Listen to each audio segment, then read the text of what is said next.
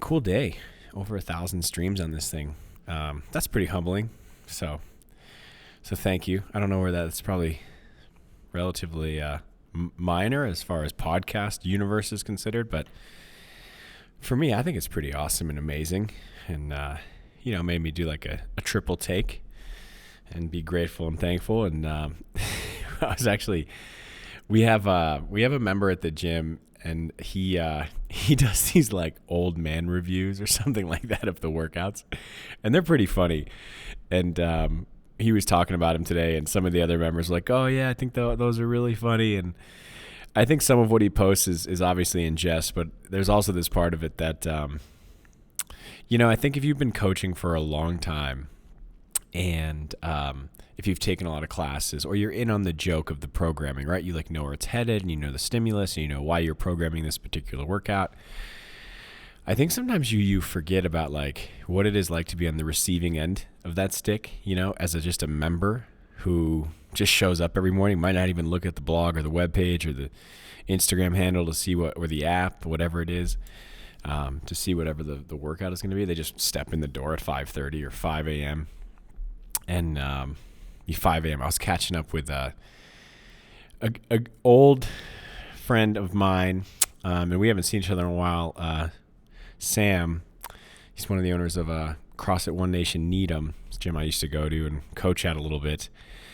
We were chatting today, but they have a 5 a.m. class, and that class was bumping. I know all the gyms out there who have the 5 a.m.s do it for a reason. I wonder if there's anybody that's got a 4:30 a.m. There has to be.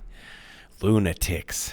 But anyway, just members who just stroll in 5:30 a.m. and don't know what the workout's going to be, and just you get up to the whiteboard as a coach and you sell this thing as best you can, and they're probably just sitting there, and half of it they're just their eyes aren't even open yet, so it's just they're just hearing fuzz, and the other half of it is probably like, what the hell is this guy thinking? Telling me this is going to be a great workout? He's out of his goddamn mind. So some of that's true, but anyway, member from the gym does his old man workout reviews. I like him. He was just talking about how, hey, I got 6 followers who like my posts. That's good. And he laughed. And in my head, I'm like, that's still pretty crazy, even if it's like 6 or 10 or 12 or 1,000, however many people who, actually tune in and check it out. I think that's really cool. It's a big world out there. So, there are times in your life where your own family members won't even listen to you. So the fact that people who are otherwise strangers are interested, that's pretty darn cool. So, yeah, over 1,000 streams. Kicking off episode 30 right here. Feel like I kind of have sights on where this season will end and where the next one will start and what we're going to do, which is pretty cool. Was running some of those ideas by Cassandra today. She seemed to like them, so I know she's 1,000% biased. I'll have to get a second opinion, but always appreciate it. The workout was 4-time 100 double unders, then 20 toes to bar, 80 double unders, 20 toes to bar, 60 double unders, 20 toes to bar, 40 double unders, 20 toes to bar, 20 double unders, 20 toes to bar. I think it ended on the toes to bar. It's a nasty little workout. I used one of those heavy weighted jump ropes and just smashed my grip to bits. But classes did well with it. It was cool. Coming off a longer workout yesterday, particularly fond of the week personally because I programmed it. So no humility there at all. But it was just interesting to see the group today. They were worn down. They're like usually pretty chatty and gregarious in the morning, just getting after it. And man, they were just like, it took them a while to get warmed up. And it's interesting, when I see these moments, you got the warm up on the piece of paper. The warm up is the thing I stress out about the most. I'm not saying like workouts and skill work and progressions are on autopilot, but because I'm definitely paying attention as those happen, but they're damn close.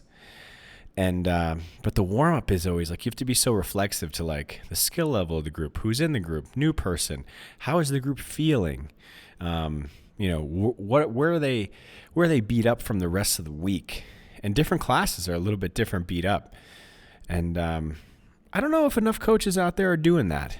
I don't know if how much they're paying attention to that. One of the things I tried to convey probably poorly when I would share feedback with coaches and I'd watch them coach a class, and they're just so concerned about getting all the technical components right.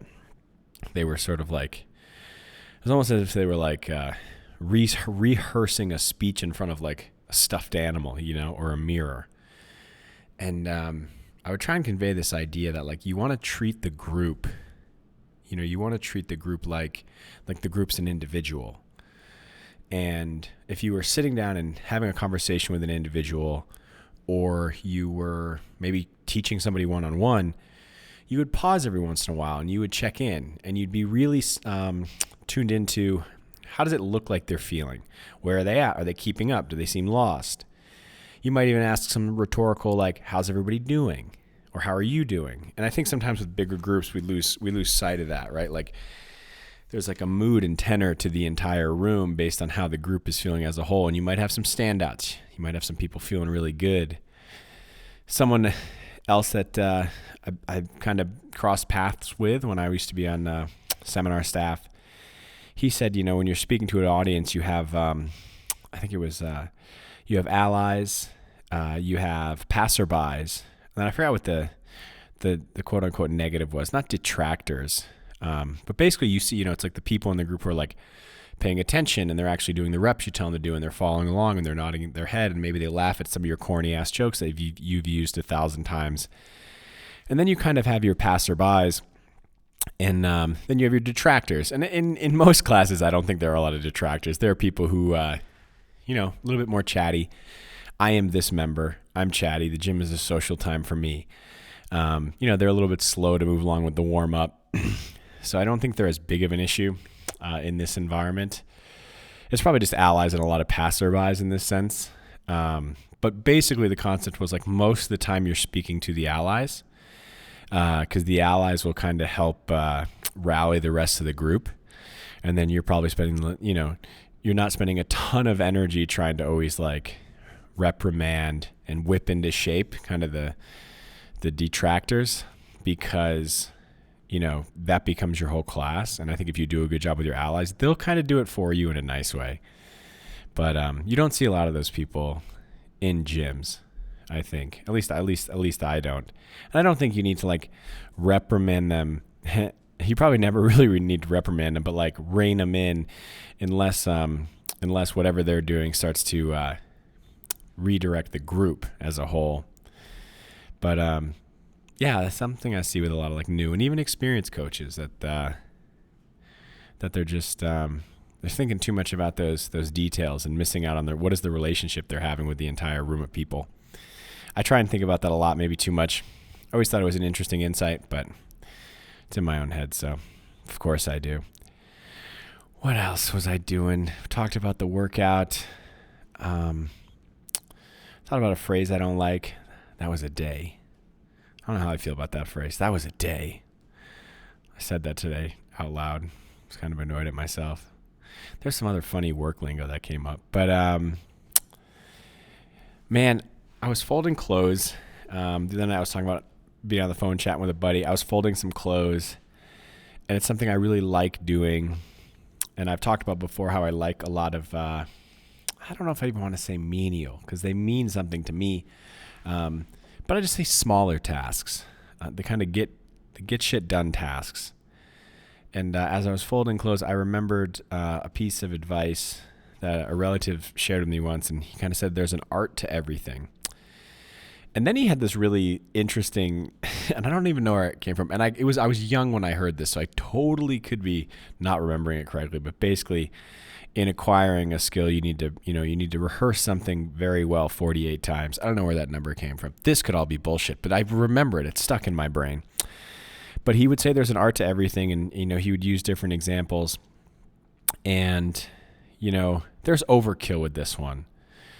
But there's been other like ideologies, thought processes, cultures where I've seen something very similar to this concept. And I should probably dig into it a little bit more. I think I will spend some time researching it. But as I was sitting there folding clothes, which can kind of seem like this very like mundane, at times boring class, boring task, there is a way to do it really well. And you could boil this down to like, I don't know, taking the trash out. But I think when you take that there's an art to everything approach, one, you realize there's a lot of learning to do. And two, I think if you can kind of look at things you do throughout the day in this way, like, oh, there is an art to this thing. There's a style to doing it. There is a path of least resistance to doing it. Someone would probably joke and be like, well, the path of least resistance would be, I'm just not going to do it at all. Let the laundry pile up. But the art to everything. I think if you can spend some time assessing, like, what do you do in the day and thinking about this, you might identify where you want to bring some art to. Fellow corner enthusiast and clothes folding enthusiasts out there, love those folds and the sharp corners on the clothes, will totally get this. Like, I think it's a really cool art. Growing up, my dad was really good at wrapping presents, among other things. But that was like one thing I think about. And almost every time I, wrap presents, I think about my parents' ability to do that. And I'm like, God, whatever the art is, I didn't get that artistic expression. But I just think it's an interesting thing because you can find a lot of appreciation in tasks that otherwise might seem mundane. And 11 minutes. Didn't even notice. We're going to let it sit. Episode 30 ran over. I'm going to take it back tomorrow, though. We'll see you.